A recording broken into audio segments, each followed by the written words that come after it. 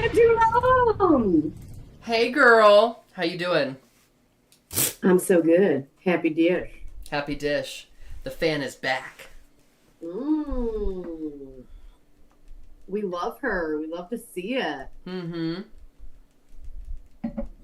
Hey, what would you guess I was drinking if you had to guess? Ooh, I don't know. Let's see. Vodka cran. No, Yeah. no, no, no, no. Aperol spritz. Yeah. No, no, no, no, no, no, no. A Tom Collins. I have a Tom Collins story, by the way. Do you really? Oh, wait, maybe it's a Tom I Collins. was Wait, gonna I say got apple teeny. Ooh, an apple teeny. Yes. Okay. Very hold on, I got it. 2008. So my mom.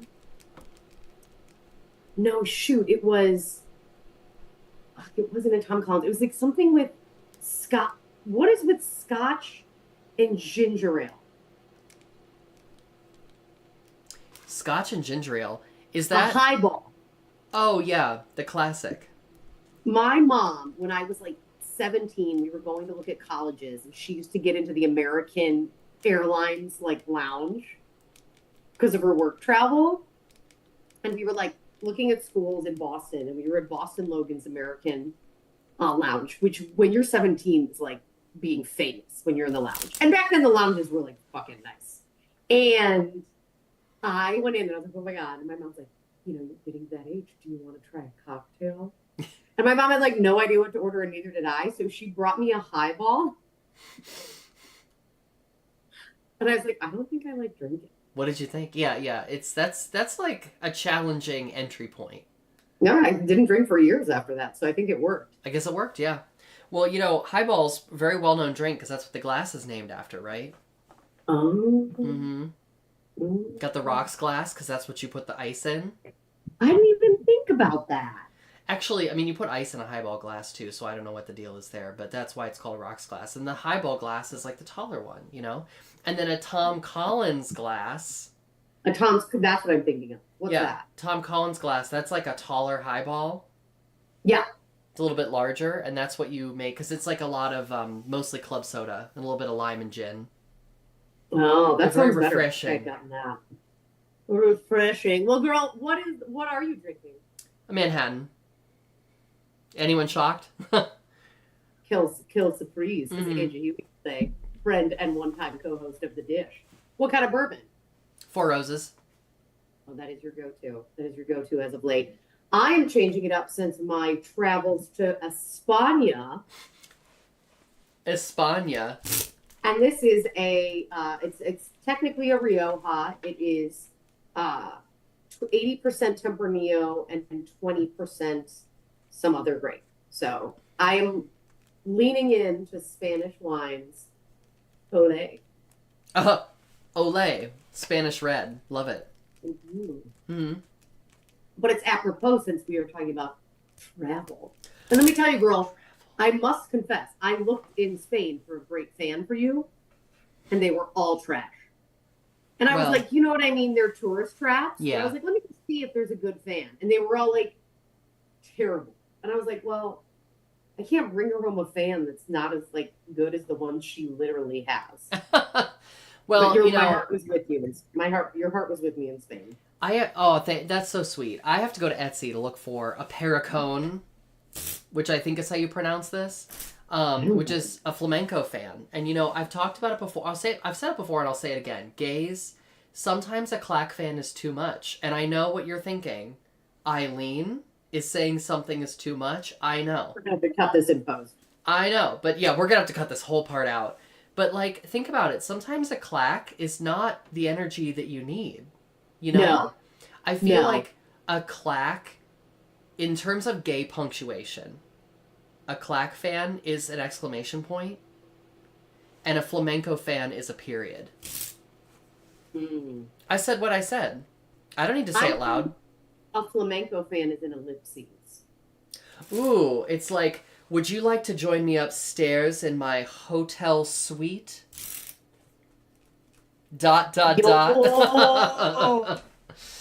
In my princess suite. As someone who recently saw flamenco.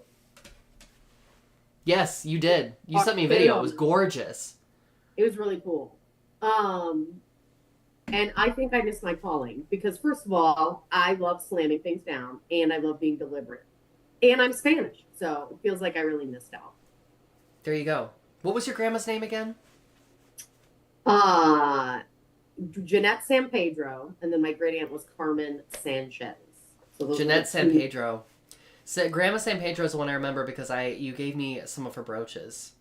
Oh my God, yes. Which I should have like. worn. This outfit would actually, you gave me like a long leaf, a silver leaf. Oh yes, that would have been perfect with that. Really, I Yeah. love the way that lays on a neckline.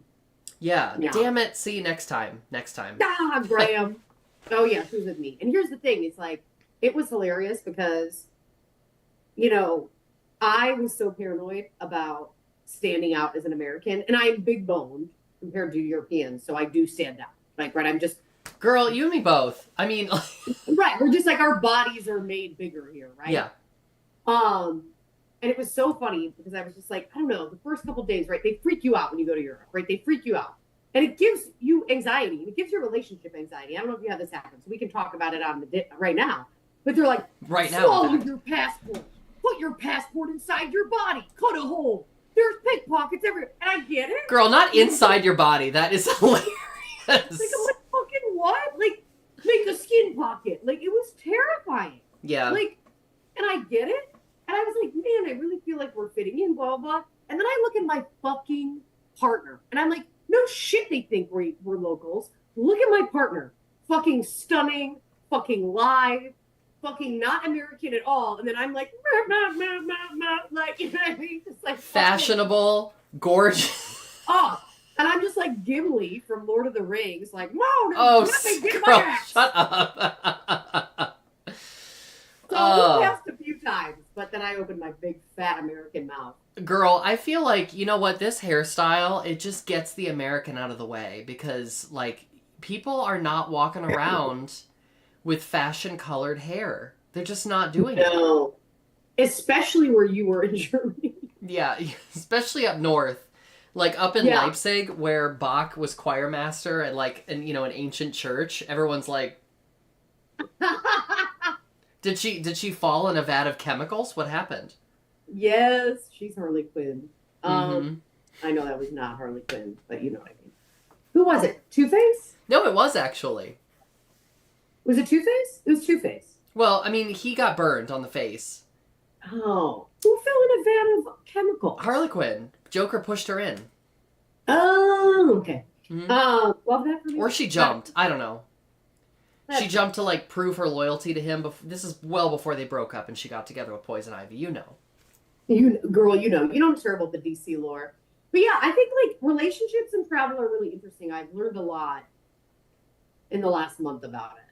What did you learn on your world travels with your partner? Well, so I've been thinking a lot about, like, when we were talking about this topic on the phone, I was interested in the difference between, like, going somewhere that is real, like a city where it's like, there's a lot of busy stuff. There's like, you could fill your schedule. There's lots of stuff to see, lots of experiences to share.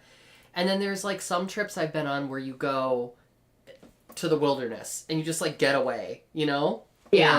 And they're two very different experiences. Which one do you prefer? Oh, I love cities. Because I like to go somewhere and take pictures and have an experience. And, like, sometimes I need a retreat to just, like, get away. But that's, like, when I literally, not to out ourselves as millennials, but I simply cannot. You know what I mean? I'm done. I can't deal. I need less of everything. And I have to say, going to New York for the first time recently, which I was really nervous about doing because You've never been to New York? Never. No, this is the first time. Oh my Yeah. God. Oh, it's awesome. Yeah, it was cool, but I was like, all of the things that I was kind of worried about happening, about it being too busy and too crowded and too hot and too annoying, were all true. Yeah. They were all true. And the thing about New York City is that, like, you don't get a reprieve from the noise, ever.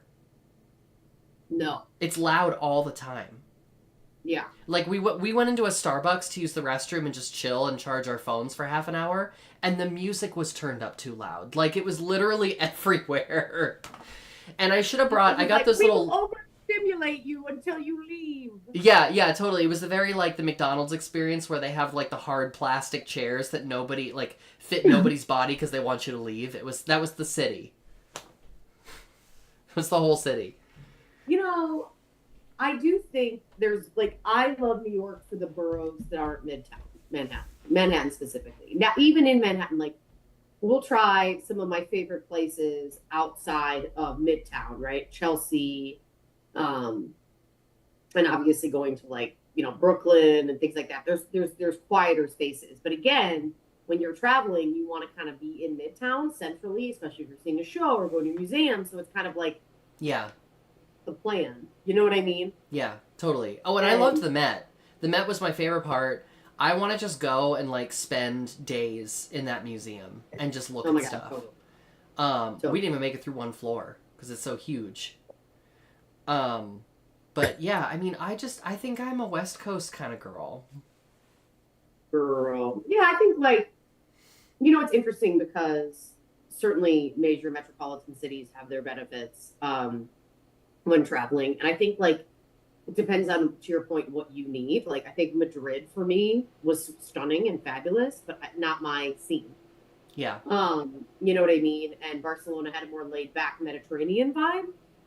And also I saw like significantly less human trafficking in Barcelona, so that was really great. Oh, yeah. That's a real draw. I had to write some sternly worded emails to some hotels. Oh my God. Super great. I cannot see it once you know what to look for. So that's great. And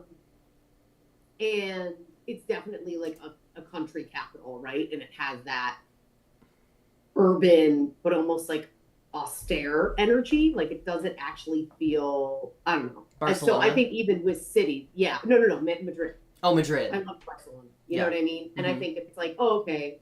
And even when you go to these places, and of course the famous thing is like, can we live here? It's like, well, no, we wouldn't live here. We wouldn't live in one of the most expensive tourist areas in a fucking hotel with room service. You know what I mean? Yeah. They have room service. You'll have to compare with Monty and his daughter because they went to Spain without me, and I'm not jealous at all.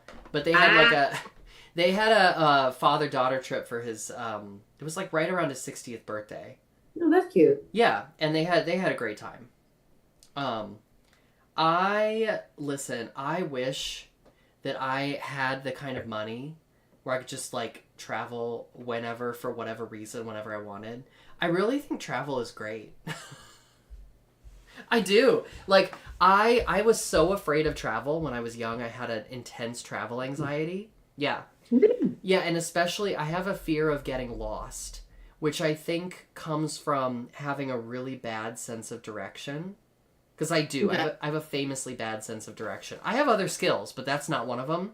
And so, like, I was always just terrified of not knowing where I am. But as I've gotten older and I realized, like, and also having a certain amount of, like, if something goes wrong, it's like, if you can spend your way out of some problems. You know what I mean? Right, it's not that yeah. you have to be rich, but yeah, but as long as you have a little money to draw from, you're going to be okay.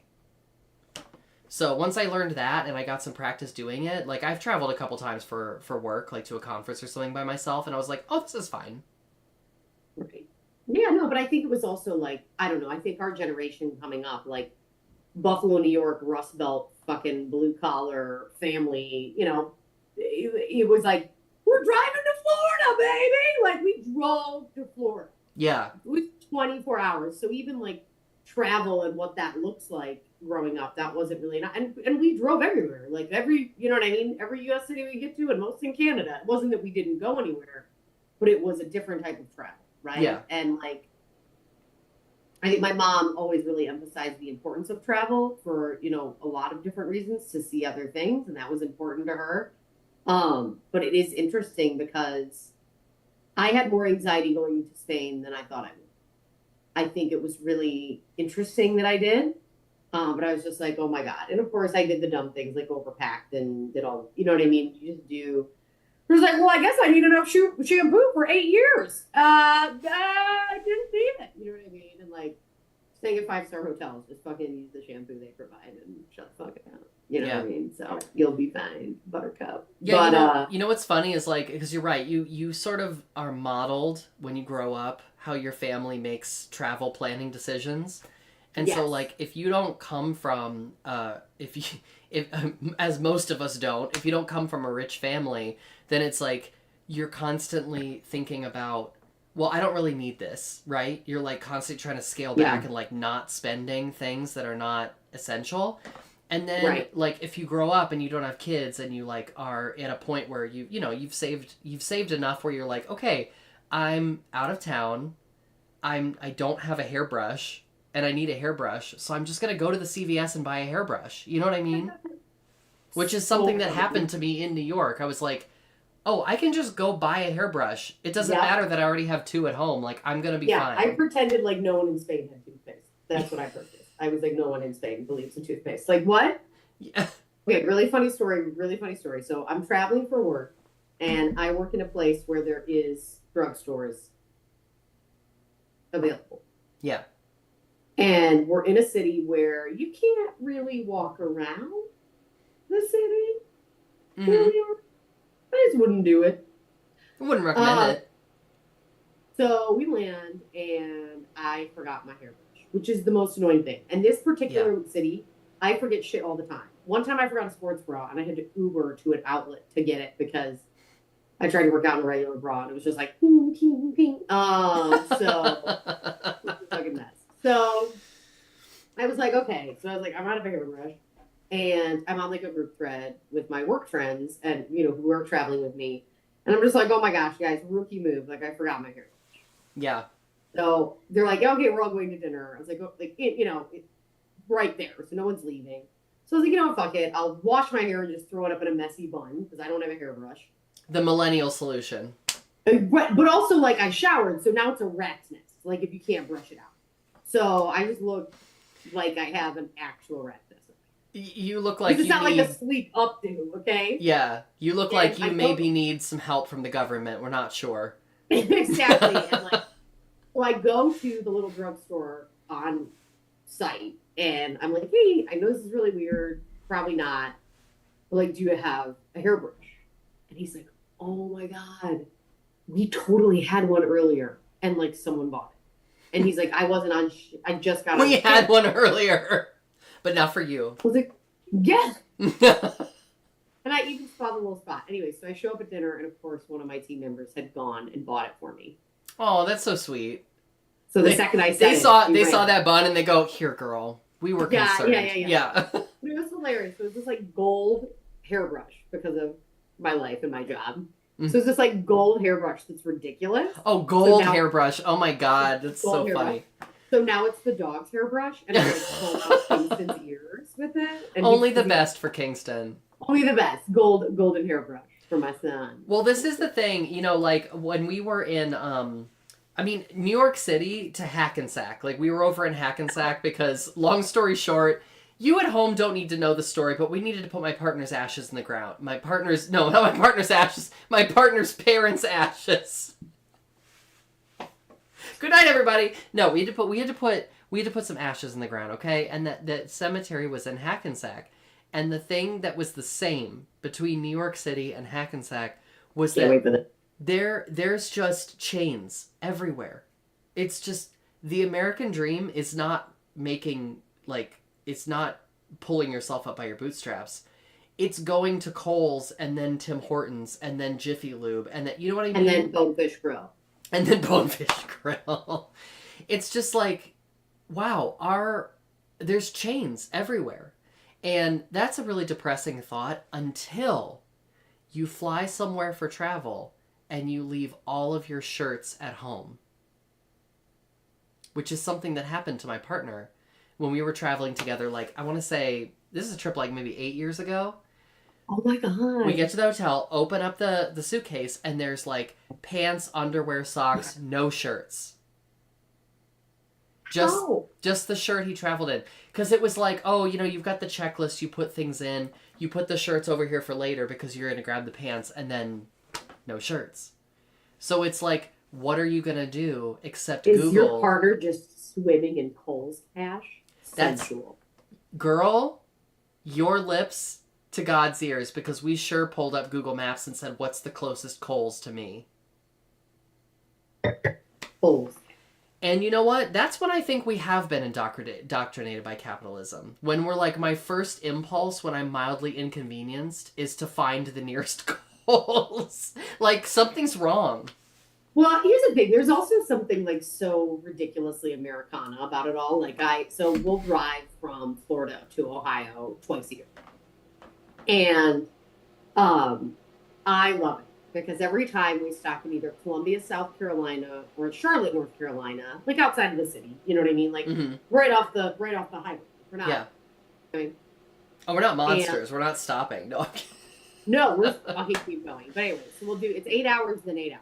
And it's really not, right? You can make now. And so the last time we stopped in Columbia, South Carolina, my partner is so tired and mad and just his fucking head. Like, it's just not going well. We started late. There were car problems, like the whole thing. It was just one of those things, right? Yeah. And I was like, we got to go eat. Like, we got to go eat. And we got to, whatever. And we have the dogs. We leave the dog in the hotel, which is fine. But, he's like, well, he flips out because he's a puppy. Yeah. And I was like, look. And when I'm tired, this is where the conflict happens with me on travel, I give up on making decisions. I make decisions all day, every day. I can't make another decision. Right. So, like, between, like, I don't know, some Mexican place or P.F. Chang's. And I'm just like, just make a decision, babe. Just whatever you want, babe. Whatever. Just pick. I'm like, no. Yeah. So I was like, fuck it, let's do P.F. Chang's. So we park, and I was like, I haven't been to a P.F. Chang's in, like, 15 years. I can already, like, I could make you the, like, mood board for P.F. Chang's. Oh, I would love that. Because this is the other thing with chains, is like Panera. As soon as you say Panera to me, I can give you the brand colors. I can give you the fonts. I can show you, like, the bread-themed art that's hanging on the walls. Yes, so, to give you a date of when this P.F. Chang's was built, the not-so-Asian server photo that was giant, she had white eyeliner. She had white eyeliner. That's a bold choice. Well, it's from 1997, maybe? Oh, there must have been, like, a brief fad where everyone was wearing white eyeliner. I had white eyeliner. You didn't have white eyeliner? Oh, yeah, Delia's catalog, white eyeliner? Fuck yeah. Well, are we talking about just, like, a little bit on the waterline? Like, what are we talking about? Yeah. Okay. See, that's like, I associate that as like a drag tip, because I definitely put white on the, I put white above the underliner, but before my waterline, I'll put a line of white, like, cream eyeshadow, and that's to make my eyes look wider. No. This is just a pencil. Yeah, we're not doing that. And then, like, the girl was, like, Asian, maybe, but also wasn't, and was clearly, like, airbrushed, and I was like, oh my god. And then the horses. Anyways, so we walk. The horses, that's the thing. You have to have a horse. They have so many horses. Many horses, in fact. And my partner is not, like, strongly into lady stuff generally, and it is ladies' night at P.F. Chang's. Oh. It was ladies. What does that even mean? What does that even mean? I'm so glad you asked. It was half off bottles of wine. Let me put this down. Like, we will take one of those. And you're like, oh, keep them coming. Stay close. Yeah. And it was hilarious. I need more information. Tell me about Ladies' Night at P.F. Chang's. Is this like we have pink ribbons everywhere? Like, what's happening? No, it's just half off wine. Oh, that's it. Okay. Yeah. And we walk up, and I'm not joking. Oh, no, I think it's a girls' night. It's a girls' night. That's even worse. It was even more funny. That's even worse. Yeah, super uncomfortable. Yeah. So my wife, who is now, we have been fighting for about 4 hours. But, like, we're mature about it, which we can talk about in another call, because sometimes I'm like, just get down and dirty with me. And I'm like, we're adults now. We walk up, and, like, things are just so tense, right? And the hostess is there, and she's like, hey, can I help you? And my wife, with the charm, she's in, like, a sweatsuit. With the charm of 1,000 suns. Which on your partner looks like high fashion, by the way. Oh, 100%. 100%. Everyone's like, are you a model? Yeah. And, or a basketball player or a jazz musician. It's complicated. And she walks up, and the hostess is like behind the thing, but there's just horses. And she goes, hi, can I help you? And my partner leans in and goes, we're here for girls' night. And I fucking fell out. I fell out. There's like a sandwich sign outside. And the girl's like, that's so great. And she was probably telling her boss that the sign outside worked. Oh, ladies' night, girls' night. We're here for girls' night. It's so creepy, right? And like weird and infantilizing. No, that's so terrifying. That reminds me of this is a really deep cut, but there was this online radio show called Super Ego that I loved from like 10 years ago. And one of the skits they would do was at Buffum's fragrance counter, and there were like two of the characters were playing like the women who worked at the fragrance counter, and this customer goes up and goes, "Girls, I'm having a bit of an embarrassing situation." And one of them says, "Even more embarrassing than calling grown women girls?" I love that. Yes. It's so good. I will say though, like it is so funny to hear it because like in other contexts of like queer like connection, I'm always like girl. Oh, that's different. That's different. It is different. Yeah, it's straights like, in the audience, we don't have time to explain it to you, and honestly, like it's not our too gay like, and too busy. Yeah, Google is your friend. Too gay, too busy. But like that's different. And actually, like I was talking with this is a very nuanced conversation, but it's our way on the dish.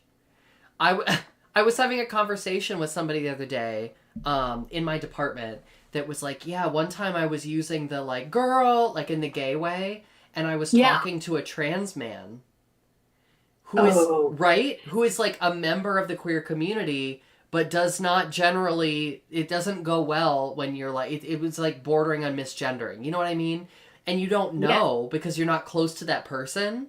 So it's just like, there's that awkward moment of like, the record screeches and you're like, I meant that in sort of a gay way and not in a, I hope you know that you know what I mean? And then it's just everything you say after that is awkward. I know, but I had this happen with you. I called you dude once and I had a fucking meltdown. Oh, and you know what? I don't care about that. My sister and I had this conversation because she uses dude. She has like forever in a gender non-specific way. And to be honest, like 10 years ago when I was newer in my transition, it bothered me a little bit. Right. Not much, just a little. I was like, ooh, you know what I mean? Pebble in the shoe. Yeah. Pebble in the shoe. Yeah. So I said to my sister, like, hey, could you, like, maybe just, like, not do that? You know what I mean? And she was very, like, I hear that, you know, I'm sorry, I'll try whatever. Now, if it happens to me now, I literally don't care. But that's the gift of experience, you know? That's the gift of experience and security and also understanding context and reason. Like you just said, your sister uses it in a gender non-conforming way. And I was like, that's the difference to me. Yeah. Now, you know what I mean? Yeah, you allies at home, that means you should still do the work, right? But like, for me personally, there has been a progression throughout my life where I'm like, now you could literally be like, I don't want to say anything transphobic. You could literally be like, I don't see you for who you are. And I'm like, okay, work. Well, I'm here. Like, I don't care. I'm doing this anyway. Right. And I think like that's the catch, right? Yeah. And it's like, girl is such a complicated, like, term. You know what I mean? Girl. And, like, yeah. It's also like co-opted from Black trans women and drag queens, right? So like, absolutely. It's like, you know what I mean? Our colloquialisms and vernacular in the queer community are all co-opted from Black queer spaces. And then we're like, girl. And then like, I'll say that to a straight Black woman who's like, fuck you. I mean, and I don't blame them. Yeah, right? I mean, and there's that. Like, so it's so complicated. Right. Anytime gay people say clock the T, you know, or any of those terms, it's like, okay, I'm there with you. And also, sometimes I just want to like take a minute and recognize the linguistic hierarchy that like the linguistic progression that happens from Black trans women who originate all of the gay vernacular. And then it just goes up the ladder until like your grandparents are saying, "Oh, honey, did you clock the T?" And I'm like, we don't realize the social media like payout that was stolen from queer Black people who are like giving us culture and language. Like it's all part of the same gentrification of language, right? I think we've really stayed on topic and we're at time. So and travel. I just want to commend us. I hate us. I love us. I love us too. Y'all, we have been out for a little while, but we have some news. I will be turning 40 next week. So next week will be my official birthday dish. Birthday dish starring Do not miss it. Brooke. The is me. The topic is me. Yeah, the topic is Brooke. And you know what? We're going to have trivia on the dish where we're going to ask questions about Brooke, and then we're going to spice it up by asking questions about our friendship. And no one's going to win. And that's okay. Brooke, right, I cherish you. We'll see you next week for a special birthday episode. Thank you for tuning in, and thank you for staying on theme, girl. I love you. I mean, really, the theme has stayed on me. Yes. All right. Well, that's it. That's what you get for closing. See you next week. Bye. Bye.